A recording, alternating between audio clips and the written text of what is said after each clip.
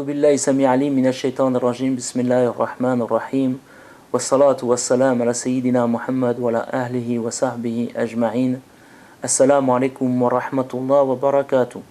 Continuons les questions reçues par les frères et les questions que m'ont envoyées les frères et les sœurs. Le jeûne durant le voyage. Est-ce qu'on peut jeûner durant le voyage? Oui, on peut jeûner durant le voyage, tout comme on peut ne pas jeûner durant le voyage. Les savants mélikites préfèrent que nous jeûnions durant le voyage lorsque celui-ci n'est pas éprouvant, mais un verset du Coran permet aux musulmans de ne pas jeûner durant le voyage. Quant à savoir et à dire, oui, mais les conditions du voyage à l'époque n'étaient pas les mêmes conditions du voyage qu'aujourd'hui. Mais moi, je vous ramène non pas une question de fiqh, mais une question d'aqida. Pensez-vous que votre Seigneur, Allah Azzawajal, alors que le Coran est descend au 7e siècle, ne connaît pas la situation des musulmans au 21e siècle, au 22e, au 23e, au 24e, Inch'Allah, avec les facilités? Non, il les connaissait. Et ça, c'est une question de aqidah. Allah est omniscient. Allah n'est pas sujet au passé, au présent, au futur. Le temps est une de ses créatures. Pour le musulman, Allah connaît tout, sait tout.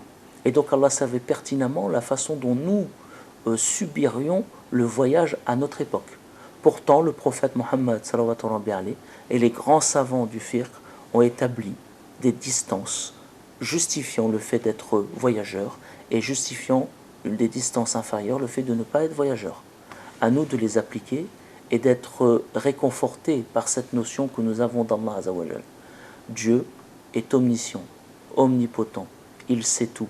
Et au moment où il a donné ces versets du Coran, où il donne une possibilité de rompre le jeûne aux voyageurs, cela signifie que cette possibilité sera pour l'ensemble des musulmans jusqu'au jour de la résurrection, puisque ce verset n'a pas été annulé par un autre verset.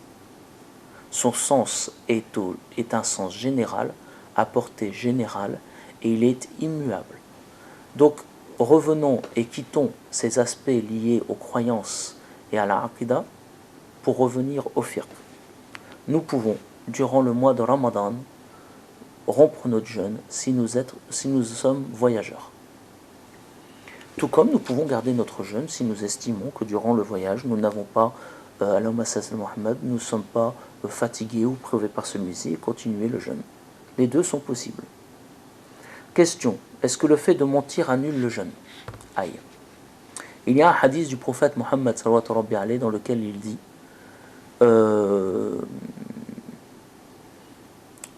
dans le sens, celui qui ne sait pas lire sa langue, Allah n'a pas besoin qu'il cesse de manger et de boire. Donc effectivement, le fait de mentir durant le jeûne, ou le fait d'avoir des accès, ou le fait d'avoir des excès comportementaux durant le jeûne, ça n'annule pas le jeûne, mais ça lui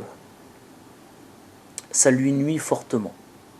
Et il me vient en tête une parole de l'imam Ahmed, radiallahu ta'ala anhu, dans laquelle il dit si le fait de parler sur les gens, de faire de la médisance, de la calomnie, annulait le jeûne, alors aucun d'entre nous ne pourrions jeûner, dans le sens où nous sommes tellement faibles que presque toute la communauté tombe dans les péchés de la langue.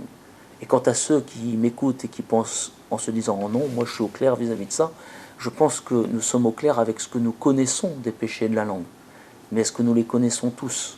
Et pour cela, je vous ramène à un excellent ouvrage qui est traduit en français de l'imam Ghazali, Abu Hamid al-Ghazali, radiallahu ta'ala anhu, qui a écrit dans son livre La revivification des sciences de la religion, un ouvrage sur le dégât des mots, Aftul Lisan. Il est traduit en français sous le terme le dégât des mots, et il existe dans toutes les librairies, je pense. Et lisez-le, et cela vous montrera à quel point nous sommes dans l'ignorance de ce que sont les maladies de la langue et de ce qu'elles signifient réellement. Donc effectivement, quand l'imam Ahmed dit que si le fait de médire ou de calomnier annuler le jeûne, alors aucun d'entre nous ne pourrait jeûner, cela signifie qu'effectivement nous sommes touchés par cela. D'autres chouyours disent, faites attention, si l'excès comportemental, le mauvais comportement n'annule pas le jeûne, il il vide le jeûne de toute sa substance spirituelle. Effectivement, le jeûne est quelque chose entre nous et Allah Azzawajal. Comme il le dit dans un hadith Qudsi rapporté par l'imam Bukhari et l'imam Muslim, tous les actes appartiennent à Adam sauf le jeûne. Il m'appartient. Et c'est moi qui le récompenserai pour cela. Donc le jeûne est un acte qui est lié à Allah Azzawajal. Allah Azzawajal donnera nos récompenses liées au jeûne de façon exponentielle selon la spiritualité que nous aurons mis dans celui-ci. Et le jeûne, le mois de Ramadan, est souvent appelé le purificateur. Dans quel sens?